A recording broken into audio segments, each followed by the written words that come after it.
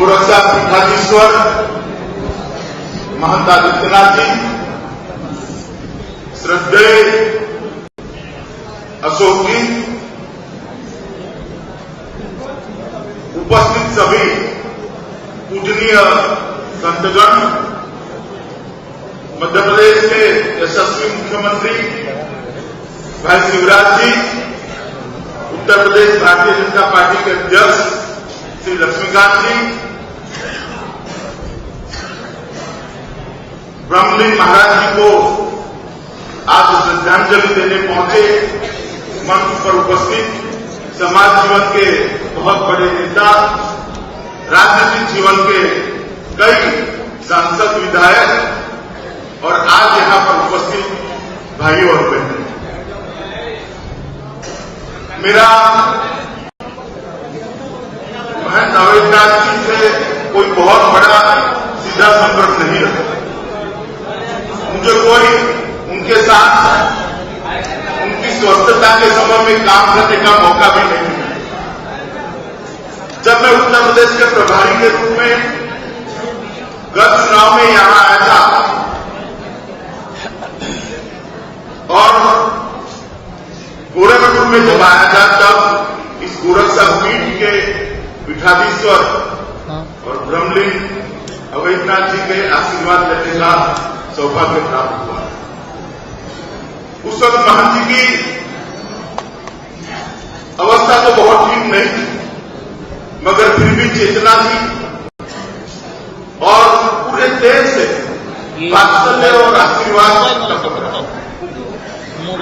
और मानो पूरा जीवन, पूरा देश, आत्मा समेत सभी इस भारत माता के सभी बालकों के लिए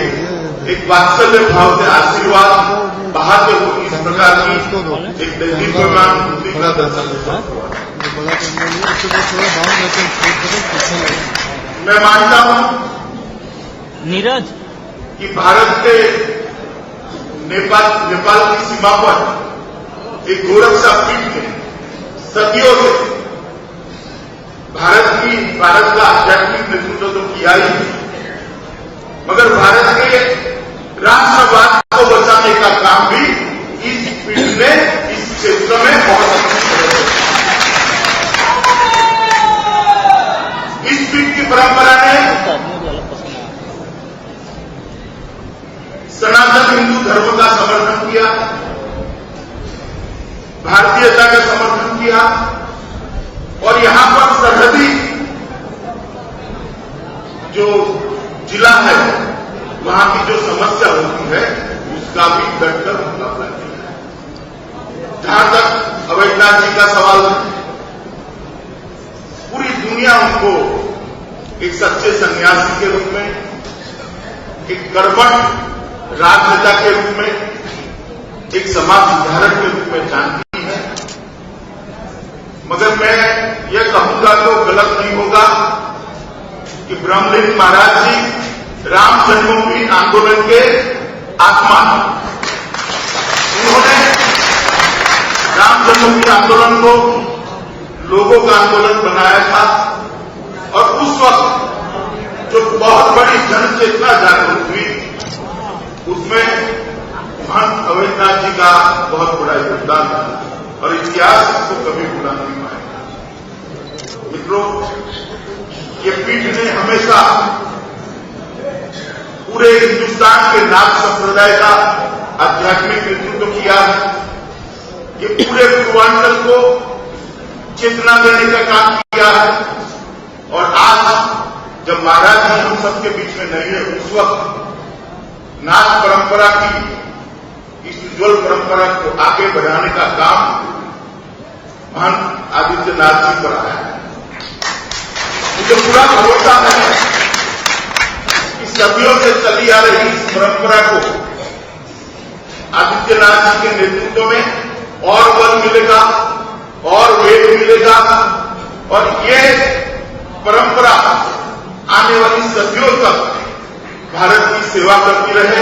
भारत भर के आध्यात्मिक जगत का नेतृत्व करती रहे। इस प्रकार से महंत आदित्यनाथ जी इस परंपरा को आगे बढ़ाएंगे। मैंने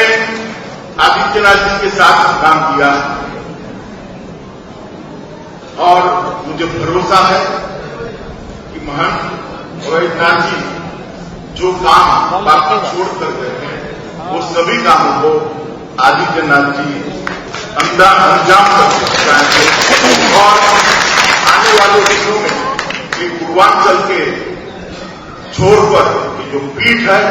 जो पूरे उत्तर प्रदेश और पूर्वांचल का नेतृत्व करती है वो नेतृत्व करना भी आदित्यनाथ जी चालू रखेंगे। मैं आज महंत अवैधनाथ जी की स्मृति को भारतीय जनता पार्टी के लाखों कार्यकर्ता की ओर से बहुत आदर सहित श्रद्धांजलि देता हूं और हम सब क्षति को तो महसूस करते हैं मगर हमें आशा भी है कि ये पीठ आगे पर भी देश के आध्यात्मिक जगत का नेतृत्व करेगी और यहां के समाज जीवन का भी नेतृत्व करेगी। मैं आज सिर्फ और सिर्फ एक ही कारण से यहां पर आया था कि पीठ की परंपरा जो आगे बढ़ रही है उस वक्त बड़े महाराज जी के समाधि स्थान पर जाकर उनको पुष्पांजलि अर्पित करूं और उनकी श्रद्धांजलि सभा में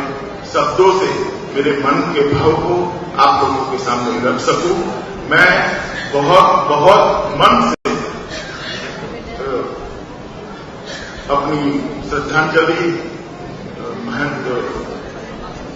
जी को देता हूं और आने वाले दिनों में ये पीठ अपनी परंपरा को